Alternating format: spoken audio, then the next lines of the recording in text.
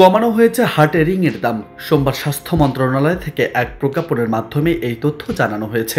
এতে সিনিয়র সচিব মোহাম্মদ মুস্তাফিজুর রহমানের সই করা এক আদেশে ৩ কোম্পানির ১১ ধরনের স্টেন্টের দাম কমিয়ে নতুন করে নির্ধারণ করা হয়েছে।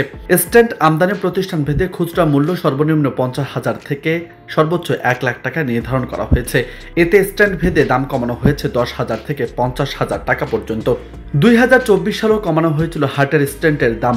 সে সময় ২৩ ধরনের স্টেন্টের দাম কমিয়ে বিজ্ঞপ্তি প্রকাশ করে ওষুধ প্রশাসন অধিদপ্তর। বিশ্ব স্বাস্থ্য সংস্থার তথ্য অনুসারে বাংলাদেশের হৃদরোগের মৃত্যুর হার ছিল উদ্বেগজনক। ২০২০ সালের বাংলাদেশের হৃদরোগের সংখ্যা ছিল ১,০৮,৫২৮, যা মৃত্যুর প্রায় ১৫.১৬%। এদের মধ্যে করোনাকালীন হৃদরোগের মৃত্যুর হার ছিল সবচেয়ে বেশি। ফলে সরকারের সিদ্ধান্ত স্বাস্থ্যসেবা গুরুত্বপূর্ণ ভূমিকা রাখবে বলেও ধারণা করছেন স্বাস্থ্যবিজ্ঞানীরা। সাধারণত ইউরোপ আমেরিকা থেকে এগুলো আমদানি করে ব্যবসায়ীরা। যুক্তরাষ্ট্র ছাড়াও Germany, Poland, Switzerland, France, Italy, Spain, Netherlands ও আয়ারল্যান্ড থেকে রিং আসে বাংলাদেশে। এছাড়া জাপান, দক্ষিণ কোরিয়া ও ভারত থেকেও রিং আমদানি করা হয়।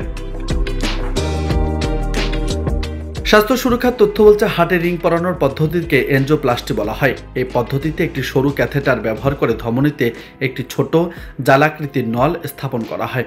এটি রক্তনালীকে খোলা রাখতে সাহায্য করে এবং হৃৎপিণ্ডে রক্ত সঞ্চালন স্বাভাবিক রাখতে সহায়তা করে।